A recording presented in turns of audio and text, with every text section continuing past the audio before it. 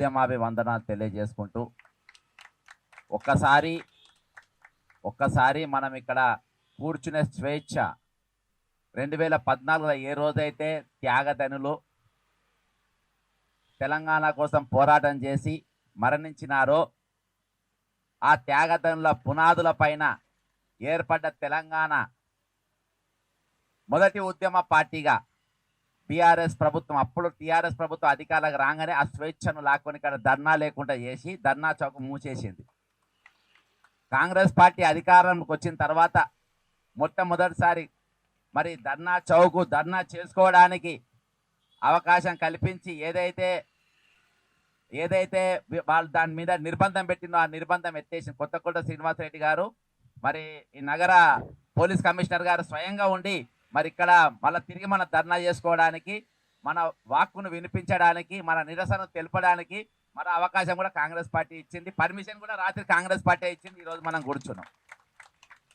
ఒకసారి ఆ త్యాగతనులను గుర్తు చేసుకోవడం, కేసీఆర్ గారు టీఆర్ఎస్ పార్టీని బీఆర్ఎస్ పార్టీగా పెట్టిన తర్వాత ఖమ్మంలో మీటింగ్ పెట్టిండ్రు. జై తెలంగాణ అనలేదు, అమరవీరులకు జోహార్లు అనలేదు. ఆ రోజు ఆయన బొందబెట్టిండ్రు, ఆ రోజు అయిపోయింది. మనం మాత్రం ఎప్పుడు తెలంగాణ వాళ్ళకు ఎప్పుడు కూడా కృతజ్ఞతలు ఎక్కువ.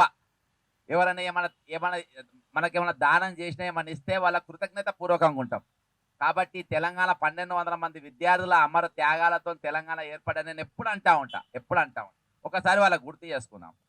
మా త్యాగధనులారా మరచిపోము మేము, మా త్యాగధనులారా మరచిపోరు మేము, గుండెల్లో గుడి కడతాం, పోరు దండం పెడతాం, వీరులారా వందనం, విద్యార్థి అమలురారా వందనం, పాదాలకు. కేసీఆర్, ఇది మా విశ్వాసం ఇది. నువ్వు ఆ విశ్వాసాన్ని మర్చిపోయినావు బిడ్డ. నీకు గోరి కట్టినాం, ఇక నువ్వు గోరిలోనే ఉంటావు, బయటికి రారు. అరుంధతి సినిమాలో పశుపతి ఉన్నట్టే నువ్వు ఉంటూనే ఉండాలి, నువ్వు అరుస్తూనే ఉండాలి. అదిగా నీ బతుకు. ఈరోజు 14 సార్లు టీఎస్పీఎస్, నేను తెలంగాణ ప్రభుత్వం మీద 14 తర్వాత ఉద్యమాలు మొదలుపెట్టిన. 179 కేసులు ప్రభుత్వం మీద పెట్టిన. 179 కేసులు ప్రభుత్వం మీద పెట్టిన. నా అనేకమైన నా న్యూస్లు కవర్ చేసింది టాప్ ముగ్గురులా తొలి వెలుగు రఘు, మైపాలన్న, Kaloji TV, okay TV, YR TV, ఈ 4-5 ఛానల్ తప్ప అయినా కానీ ఈరోజు ప్రతి మనిషికి కూడా మన వాయిస్ రీచ్ అయింది. ఇంకొకటి, నేను మళ్ళా మీరు మాట్లాడిన సబ్జెక్ట్ కాడికి వస్తా. మనం అనుకుంటున్నాం ఏది ప్రభుత్వంకి మన దృష్టికి మన ఆలోచన లేదనుకుంటున్నాం. ఇది బాజాబ్తా Telangana CMO, Telangana chief minister గారు మరి ఆయన ట్వీట్ చేసిండు. ఏది మనది. ఆ ట్వీట్ ఒకసారి మీరు చూస్తే మీకు మన సబ్జెక్ట్ ఎంత సీరియస్గా తీసుకున్నారు అనేది మనకు కూడా అర్థమవుతుంది. ఎందుకంటే దీనికి నేను నవీన్తో మాట్లాడి నేను రిప్లై కూడా పెట్టిన దానికి. ఇది ఓపెన్ కానీ 1 నిమిషం టైం పడుతుంది. అయితే ఈ 46 జీవో వెనుక మనకి ఈ నోటిఫికేషన్ ఇచ్చేటప్పుడు ఏ రోజు కూడా పెట్టలే. ఈ శ్రీనివాస్ అనేట ఆయన ఎవరైతే ఉందో, 1 నిమిషం, ఇగో ఇది తెలంగాణ సీఎంఓ పెట్టింది కదా, పోలీసు ఉద్యోగాల భర్తీలో జీవో నంబర్ 46పై ముఖ్యమంత్రి శ్రీ రేవంత్ రెడ్డి గారిని ఉత్తమ్ కుమార్ రెడ్డి గారు కలిసి ఉమ్మడి నల్గొండ జిల్లా ఎమ్మెల్యేలు అందరూ కలిసి 46వ జీవో ఎత్తేయాలని చెప్పేసి వినతి పత్రం ఇచ్చారు. ఓకేనా? ఇది ఇవ్వడానికి గల ముఖ్య కారణం చెప్తా. ఈ ఫోటో, మన దగ్గర త్యాగాలు లేనిది ఎక్కడ కూడా ఏం జరిగాయి. ఈయన మరణం వల్ల ఈరోజు ఆ ఉమ్మడి జిల్లాల సంబంధించిన ఎమ్మెల్యేలు, మంత్రులందరూ కూడా, శ్రీకాంతాచారి చచ్చిపోతే తెలంగాణ వచ్చింది, అది తెలంగాణ ఉద్యమం మలుపు తిరిగింది. హరిప్రసాద్ మరణం తర్వాత జీవో నంబర్ 46 పైన ప్రభుత్వం కదిలింది.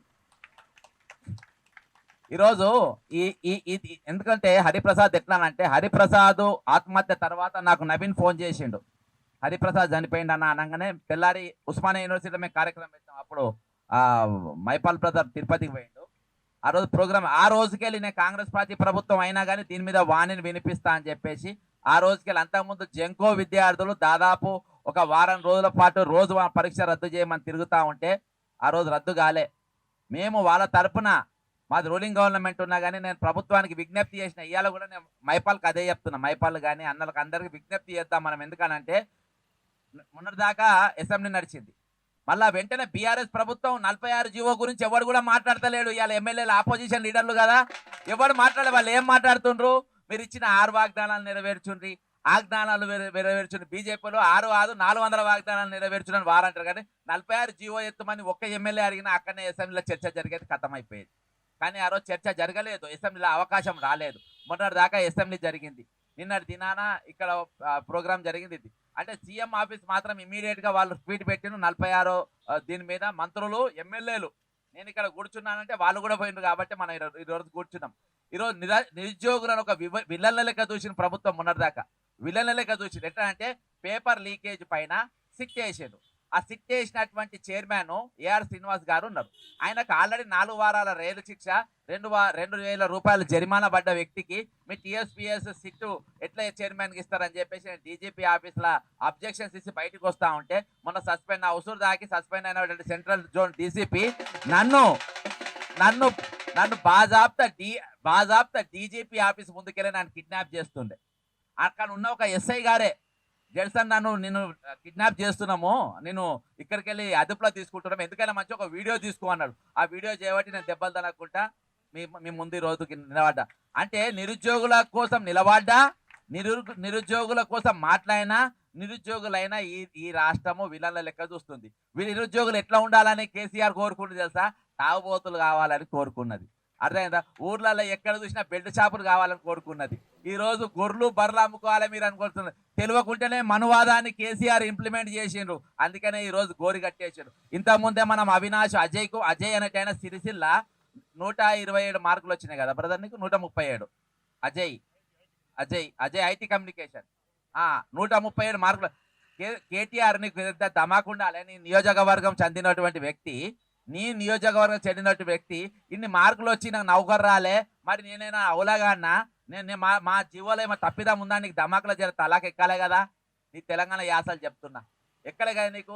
ఈ శ్రీనివాస్ అనేటోడు ఆంధ్రాకి సంబంధించిన వ్యక్తి. ఇంతకుముందు కూడా నాతోనే పోలీసు ట్రైనింగ్లో ఎవరైతే మరి సెలక్షన్లో పాల్గొన్నారో వాళ్ళంతా నన్ను ఇదివరకు కలవడం జరిగింది. అప్పుడే శ్రీనివాసరావు భాగవతం అంతా బయటకు వచ్చింది. ఆంధ్రాలో అంటే 5 ఈవెంట్స్ ఉంటాయి, 5 ఈవెంట్స్లో 3 ఈవెంట్స్ వస్తే ఆయన సెలెక్ట్ అవుతారు. తెలంగాణ మాత్రం 5కి 5 రావాలి, ఎందుకంటే 5 ఎట్లయినా ఒక డిస్క్వాలిఫై అవుతారు. ఈయన దగ్గర డిస్క్వాలిఫై అయిన వాళ్ళు క్వాలిఫై కానికి పైసలు తీసుకొని జంప్ కాకుండా జంప్ చేసినట్టు, రన్నింగ్ చేయకుండా రన్నింగ్ చేసినట్టు దొంగలెక్కలు రాసి వాళ్ళందరికీ మీరు నౌకర్లు అమ్ముకున్నారు. ఈ రోజు నేను ఒకటే చెప్తున్నా, మన సిఐడి చేత ఈ శ్రీనివాసరావు అనేటువంటి మీద ఎంక్వైరీ చేయాలి. మన గత ప్రభుత్వంలో హెచ్ఓడిగా పనిచేసిన వాళ్ళు మొత్తం దొంగలు. మొన్న నేను ఒక కేసులో టూరిజం భవన్ మొన్న కాలబెట్టిన కదా, అలా సాక్ష్యాలు ఉన్నాయని కాలబెట్టిన ఇవాళ దాకా జైల్లో పెట్టాలి. వీళ్ళు జైల్లో పోవాలి, వీళ్ళ మీద ఎంక్వైరీ జరగాలి. వీళ్ళు ఈ రోజు ఇప్పటి వరకు నిరుద్యోగులతోని ఆడుకున్నారు. వాళ్ళు ఈ రోజు కాంగ్రెస్ పార్టీ సేద తీర్చుకునే విధంగా ఈ రోజు మాకు సేద వచ్చింది, మా నౌకర్లు మాకు వస్తాయని. మిత్రులారా మనం గుర్తు చేసుకుందాం. 2010కి వెళ్ళి నేను మైపాల్ యాదవ్ ఇంటర్వ్యూ ఇచ్చినప్పుడు కూడా నేను నిరుద్యోగులు అడిగిన, తెలంగాణ అడుగుమని. కానీ రాష్ట్రానికి పెద్ద విలన్లు ఎవరంటే మేధావులు. ఎప్పుడు మేధావుల సలహాలు అడగకుండ్రి. ఈరోజు తెలంగాణ నాశనం చేసిందే మేధావులు. వాళ్ళకు ఒక రూట్ మ్యాప్ ఉండదు, వాళ్ళకు ప్లానింగ్ ఉండదు. ఇవాళ మల్లెప్ప లక్ష్మి అనేటువంటి ఎక్కడికి పోయిండబ్బా? నిన్నదాకా మనతో ఉంది కదా. దశపల్లి శ్రీనివాస్ అనేటువంటి ఎక్కడుండే? ఇంకా చాలా మంది, కొంతమంది కోవర్ట్గా పనిచేసిన మేధావులు, కొంతమంది గడిలలా మొత్తం బందీలై ఉన్నారు. కాబట్టి ఎప్పుడు మేధావులు అనే దానికి మన దగ్గర డిస్క్రిప్షన్ లేదు, దానికి మీనింగ్ లేదు. ఎప్పుడు మేధావులు నన్ననద్దు, ఎవరనద్దు. మేధావి అంటే తెలంగాణ లేనే లేదు. కాబట్టి ఈరోజు 30 లక్షల మంది నిరుద్యోగులు అయినరు. ఆంధ్రలో పోతా మనకి ఏమిచ్చింది తెలుసా? 15,000 కోట్ల మిగుల బడ్జెట్ ఇచ్చిండు. 15,000 కోట్ల మిగుల బడ్జెట్ పోయేటప్పుడు కొంతమంది నౌకర్లు కూడా ఇచ్చిపోయిండు.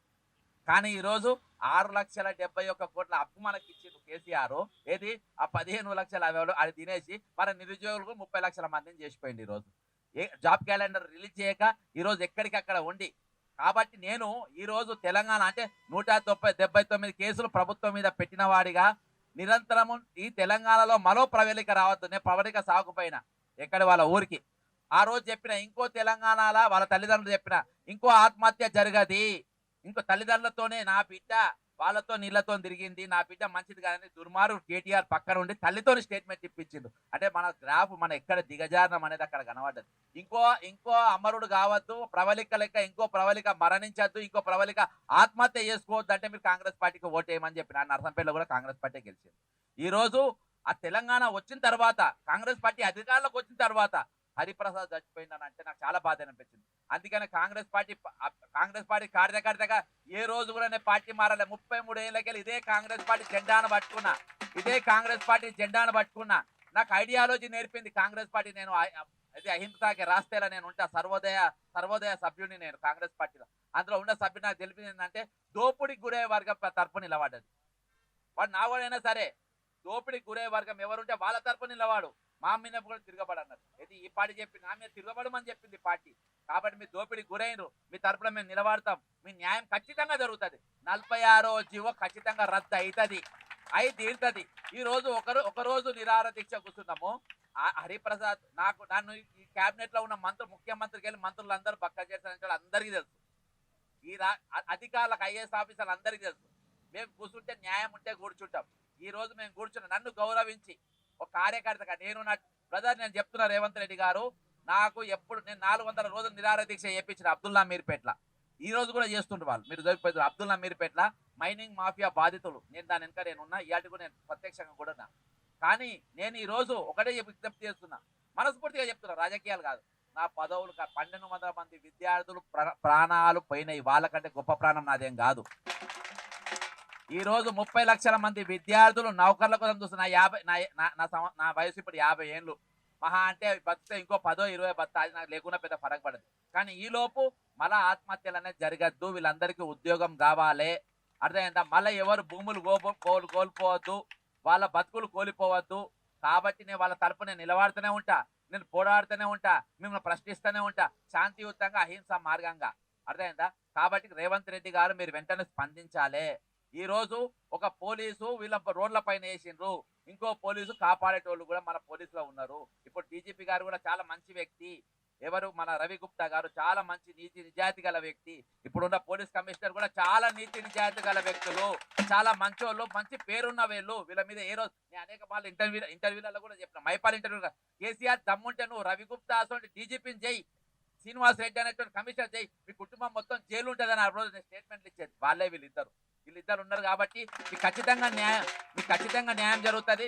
30 లక్షల మంది విద్యార్థులు ఖాళీగా బయట వదలొద్దు. అయితే తాగుబోతులు అవుతారు, లేకుంటే తిరుగుబోతులు అవుతారు, లేకుంటే సంఘ విద్రోహాలు చేస్తారు. పుసుకున్న తుపాకీ బట్టి నక్సలైట్లో కలిసిందనుకో అది చాలా ప్రమాదం.